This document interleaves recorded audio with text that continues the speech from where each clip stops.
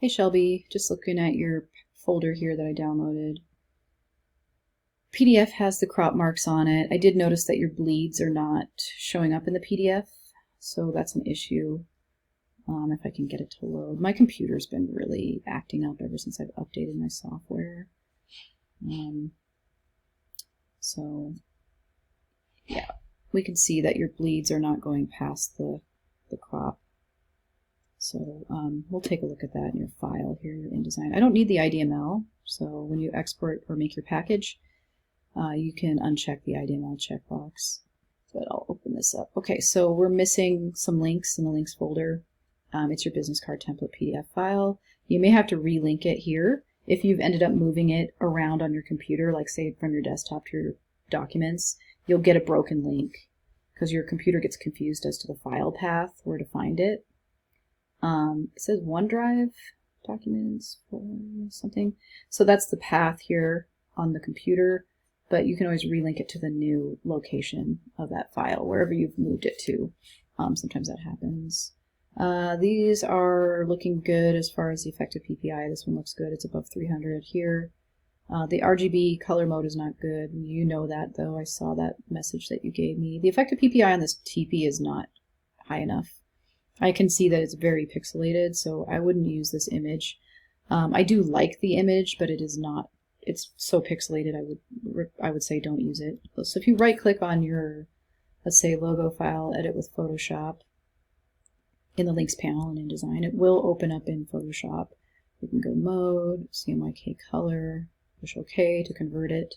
Now we're in CMYK. You can even see it in the file name in Photoshop.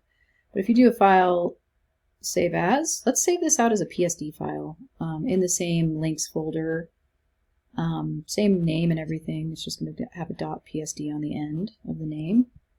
It's telling me I can't do it for some reason.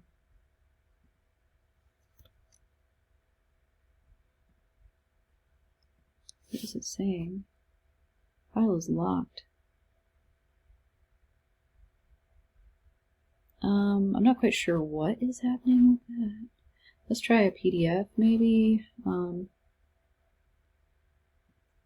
We can try a different file type maybe. It might be a corrupted file as well. High quality print, save PDF. Yeah, I don't know. I can't save over this file or save out of this file. But if I did, I would have a PSD, which has a transparent background. PSDs support CMYK.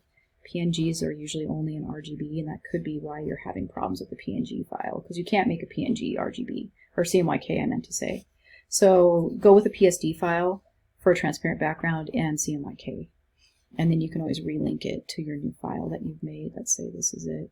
Click on that and push open. Obviously I couldn't save the file out, so that didn't happen, but you get the point, hopefully. Front page, I noticed there's these colors aren't coming to the edge of the bleed.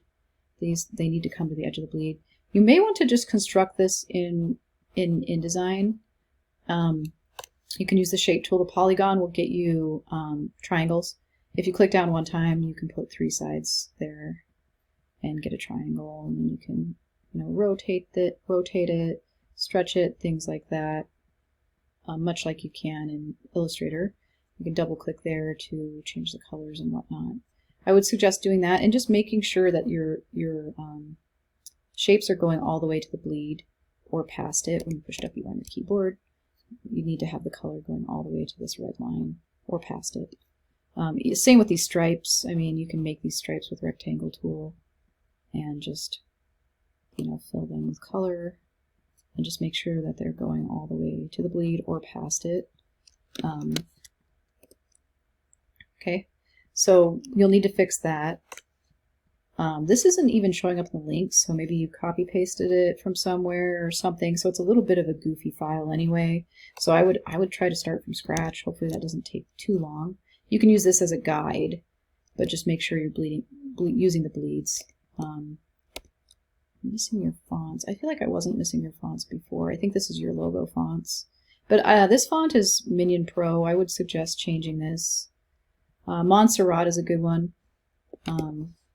because it has so many different extra bold, light, medium, metallic, so you have a lot of options. Medium looks pretty nice. I would take off the PEA. It's just looks a little cleaner that way. Maybe put a space here. The back, I would say go with a sans serif like Montserrat. You can download Montserrat online. It's just a nice option. Maybe an exclamation point just to make it look more finished. I would make your logo larger as well. And I would use the AI file for your logo. I did explain that the PNG, move this down a little bit. I did explain that the PNG doesn't support RGB, or CMYK, I mean, gosh, sorry. So you would have to save out a PSD file and relink to that to get CMYK, but honestly, just use the AI file for this. If you don't want this to be see-through, you might have to just kind of create a shape of, from the pen tool. I'm doing a really terrible rough job here, but then change the inside color to white, and then grab and arrange, bring to front. And then you can push Control on your keyboard and you can click through all your different layers in InDesign. See how I'm kind of able to click through all of them. So sometimes it's hard to grab things in InDesign, but if you Control click and click through, it helps. And then I can do a Command G to group those two things so that if I don't want that see-through. If you want to add a colored background to this, that might actually look pretty nice. Maybe even just like a black background. The only thing about that you'd have to do is you'd have to update, you'd have to update your logo. You'd have to open up the AI file, this file. Hopefully you'll replace that with the AI color file. And, you do your Control click on that, edit with Adobe Illustrator from the AI file, and then open it up in Illustrator and change the black to white. Hopefully you still have access to Illustrator and Photoshop.